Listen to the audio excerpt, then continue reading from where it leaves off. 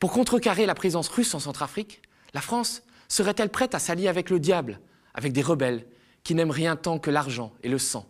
Nos services utiliseraient-ils de discrets émissaires comme Norbert Gazier? Quoi qu'il en soit, Gazier semble avoir une idée très précise de ce qu'il faut faire pour déstabiliser le régime centrafricain. Et Nordine, plus de nouvelles? Nordine, il est là, non? Il est là. Il est là. Moi, j'ai dit à quelqu'un de proche de Nordine, j'ai parlé avec lui, et Nordine est parti du côté du Soudan. Il n'est pas encore revenu à cause de la pluie. Parce que là, faut vraiment que vous vous réunissiez, là. Parce que tu as vu que les gens de Wagner, il y en a beaucoup qui sont repartis en Russie là, à cause de la guerre en Ukraine. Donc il y a beaucoup moins de gens de Wagner en ce moment qui protègent le président. Hein. Oui, c'est vrai. Maintenant, ils ne sont pas beaucoup.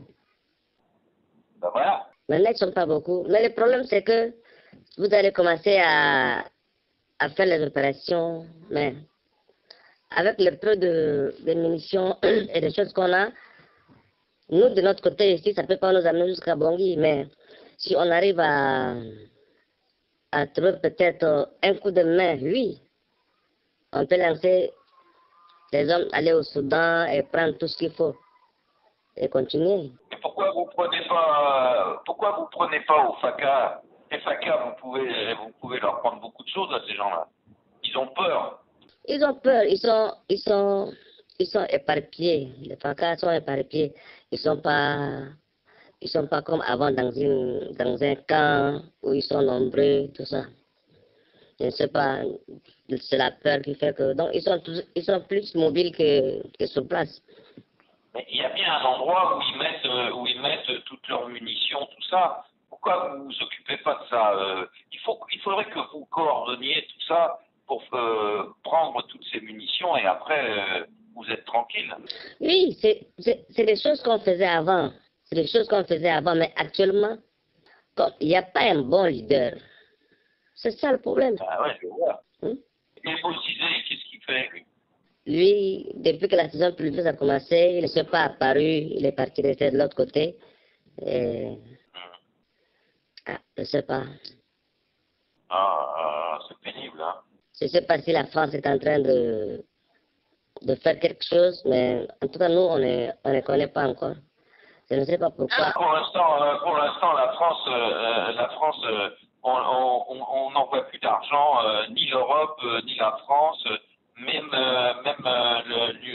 l'Union européenne, la Banque mondiale n'envoie plus d'argent au régime. C'est la raison pour laquelle c'est la panique. Ils n'ont plus du tout d'argent, les caisses sont complètement vides. Quelques jours après cette conversation, Norbert Gazier revient à la charge. Et cette fois, il a une idée. Il veut toucher l'ennemi en plein cœur. Ok. Alors, je ne sais pas ce que tu fais avec 3R, là. Vous avez des projets? Il faut que tu m'en parles.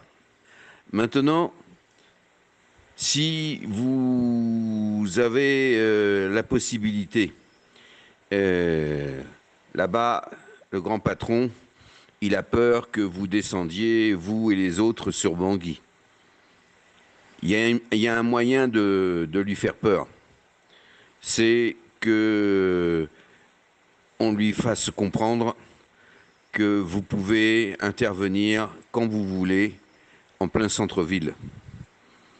Et l'idéal, ça aurait été de toucher les installations de la chaîne de télévision que je t'ai indiquée.